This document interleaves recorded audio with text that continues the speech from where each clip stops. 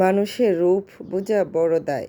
কেউ প্রশংসা করে লোভে, কেউ সমালোচনা করে হিংসে, আর কেউ সম্পর্ক গড়ে কেবল নিজের স্বার্থে।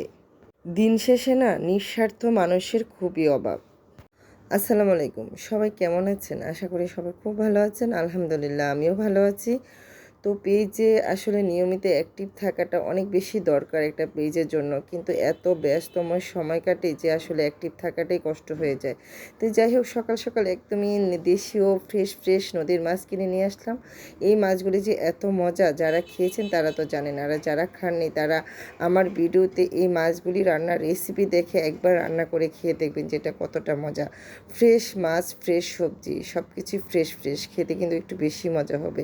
তো যাই হোক, মাছগুলি কেটে বেছে পরিষ্কার করে কিছুটা ফ্রিজে রেখে দিলাম, আর কিছুটা এখন রান্না করব।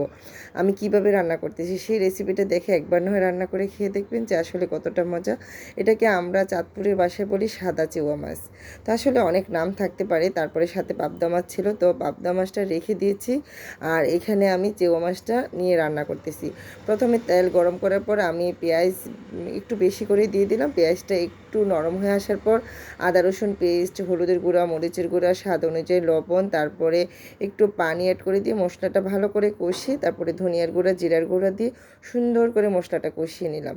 তো আসলে মশলাটা না সুন্দর করে কষিয়ে, তো আমি মনে হলো যে কিছুটা কচি কচি ঢেঁড়স দিলে একটু বেশি মজা হবে। তার জন্য আমি কয়েক পিস কচি কচি একদম ঢেঁড়স দিয়ে দিলাম। তো দিয়ে সুন্দর করে ঢেঁড়সটা কষিয়ে এখন ওপর থেকে কাঁচা মাছগুলি দিয়ে দেবো।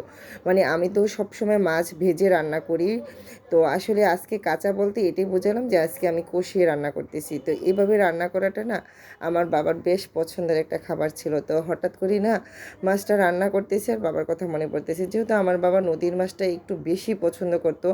আর বাবা যখন পৃথিবীতে ছিল তখন আসলে এত অ্যাভেলেবেল চাষের মাছটা বাজারে পাওয়া যেত না। আর আমাদের এলাকায় বিশেষ করে নদীর মাছটাই বেশি পাওয়া যেত। আমরা নদীর মাছ খেয়ে অভ্যস্ত, তার জন্য না আমি এখনও চাষের মাছ ওইভাবে খেতে পারি না, ওই নদীর মাছ ছাড়া। তো যাই হোক, কথা বলতে বলতে কিন্তু মাছগুলি দিয়ে সুন্দর করে কষিয়ে তারপর আমি ঝোলও অ্যাড করে দিলাম, দিয়ে ঢাকনা দিয়ে ডেকে কিছুক্ষণ রান্না করতেছি। এদিকে মাছ রান্না হচ্ছে আর এদিকে ঢেঁড়সগুলি ভাজির জন্য সুন্দর করে কেটে নিচ্ছি। এক হাতে কত কাজ করি না, কত কিছু সামলাই। তো যাই হোক, এদিকে তরকারিটা রান্না হয়ে গেছে, প্যান থেকে বেড়ে নিলাম। তারপরে একই প্যানের মধ্যে আবার আমি পেঁয়াজ ভালো করে বেজে তারপরে আমি এখানে ঢেঁড়সটা ভাজি করে নিব।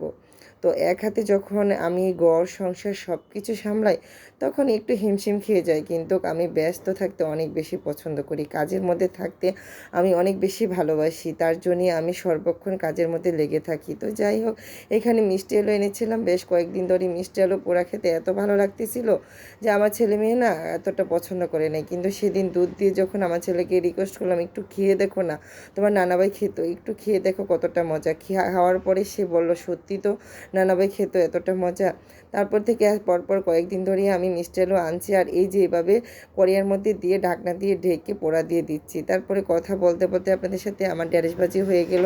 এখানে মেয়ে স্কুল থেকে আসবে, তার জন্য একটু আম মানে কুচি করে নিলাম, এটা ভর্তা করে দিব। আমার মেয়ে না এই কাঁচা আমের ভর্তাটা খেতে ভীষণ পছন্দ করে। তো ভালো করে লবণ মরিচ দিয়ে একদম চিনি দিয়ে মেখে ভর্তাটা তৈরি করে রেখে দিলাম। তারপরে এখানে আলুগুলি একটু উল্টে পাল্টে একটু সময় নিয়ে মানে পোড়া দিতে হবে। পোড়া বলতে এই যে এই কড়াইটা আমি শুধু রেখেছি আলু পোড়ার জন্য। সবাই ভালো থাকবেন, সুস্থ থাকবেন। নেক্সট ভিডিওর আমন্ত্রণ জানিয়ে আজকের মতো বিদায়, আল্লাহ হাফেজ।